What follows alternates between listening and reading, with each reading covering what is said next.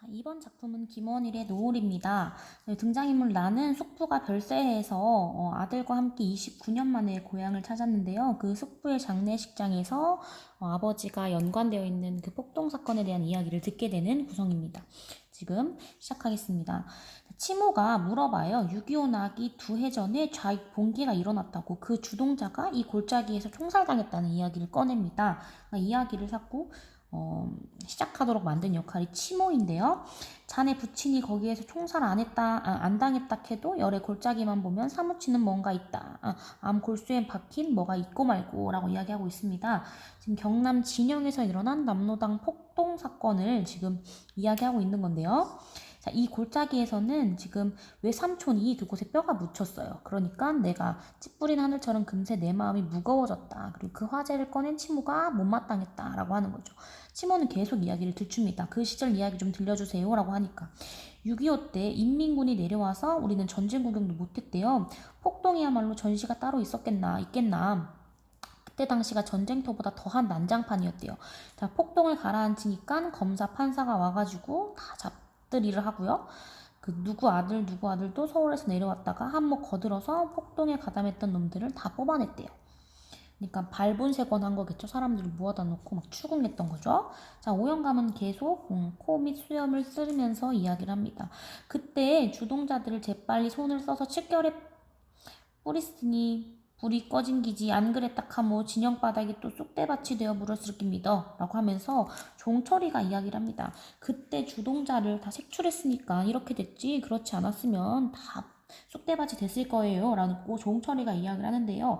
종철이는 그러면 이렇게 그 척결해버려서, 척결이죠 원래는, 주동자를 색출해낸 것을 잘했다고 지금 긍정적으로 보는 건데, 좌익활동의 주동자를 물리친 거에 대한 긍정적인 인식을 보여주고 있습니다.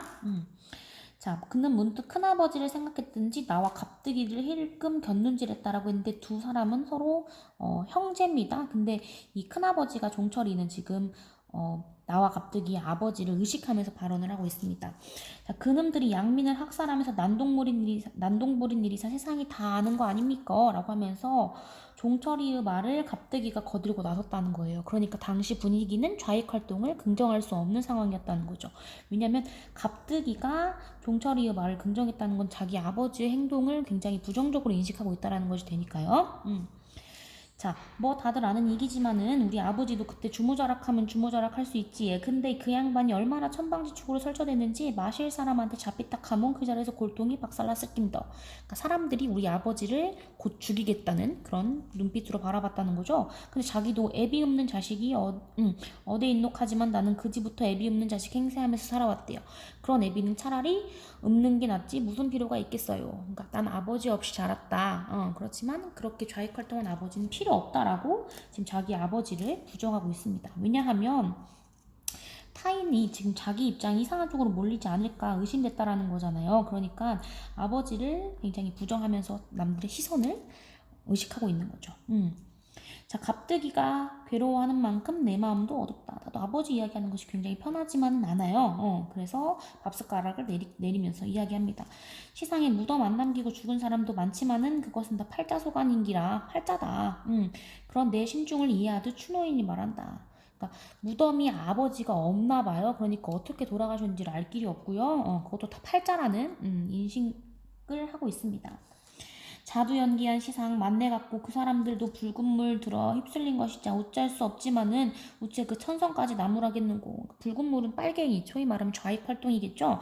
그 사람 천성은 나쁜 사람은 아니야. 갑수 자네나 치모나 부친 이바구가 나오모 남 앞에 얼굴도 낯이 없겠지만은 그걸 다 타산지석의 교훈으로 삼아서 살아야 한다. 이미 일어난 일이고요. 그것을 교훈 삼으면 된다. 그런 발언인 것 같습니다. 자, 어르신 말이 맞다. 갑자기가 추노의 말에 수긍하면서 목청을 높였다. 그까짓 놈의 시상 죽어서 무덤 남기면 묻잡았어. 살아도 잘 묻고 몸 편하게 지내다가 죽는 게 제일이지.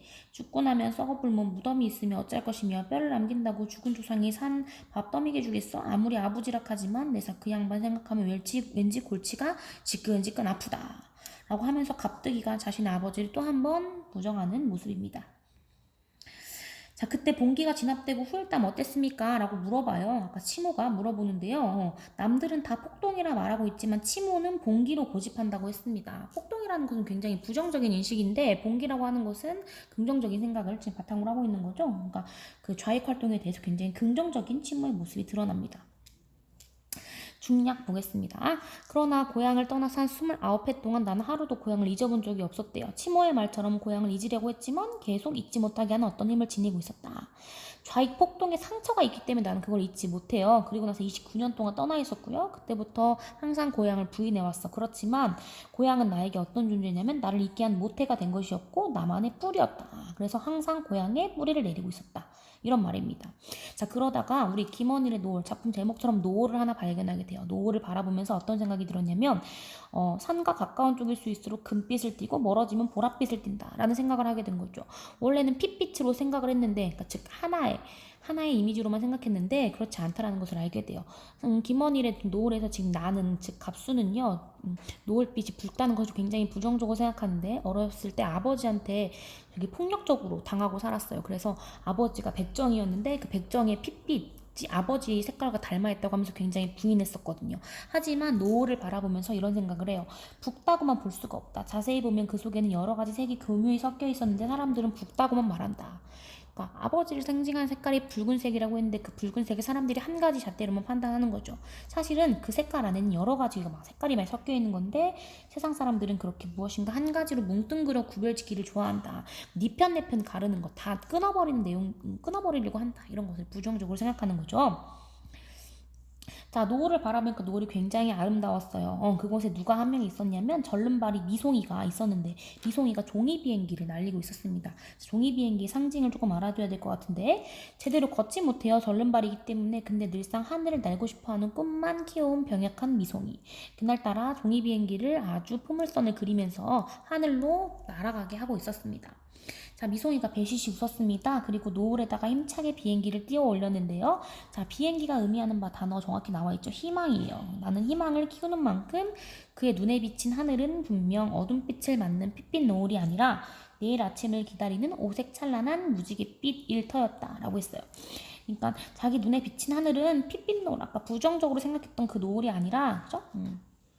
내일 아침을 기다리는, 즉 밝은 미래가 있는 오색 찬란한 무지갯빛이다 라고 하면서 아들, 현구의 눈에 비친 아버지의 고향도 반드시 어둠을 기다리는 그런 상처 깊은 고향이 아니라 내일 아침을 예비하는 다시 오고 싶은 고향이어야 한다 라고 하면서 마무리를 짓고 있습니다. 핵심을 정리해 보겠습니다. 첫 번째는요, 남로당 지금 폭동 사건을 바탕으로 지금 우리는 무슨 이야기를 하고 있냐. 아까 우의 대립이 서로 극심했던 6.25 전쟁 이전의 시대를 바탕으로 하고 있고요. 그 이데올로기가 우리에게 주는 고통이 얼마나 극심한지 알 수 있습니다. 지금 내가 고향을 굉장히 부정하고 있는 것처럼요. 두 번째는요, 고향의 의미 변화. 첫 번째는 고향은 처음에 나에게는 어떤 거예요? 굉장히 고통스러운 기억, 그죠? 그렇지만 이제는 그것을 잊지 못하고요. 나를 잊게 한 모토, 뿌리이기 때문에 다시 고향이 나에게 새로운 이미지로 다가오는 것이다 라고 볼 수 있습니다. 마지막 세 번째, 노을의 의미는요. 노을은 아까 사람들이 한 가지만 본다고 했잖아요.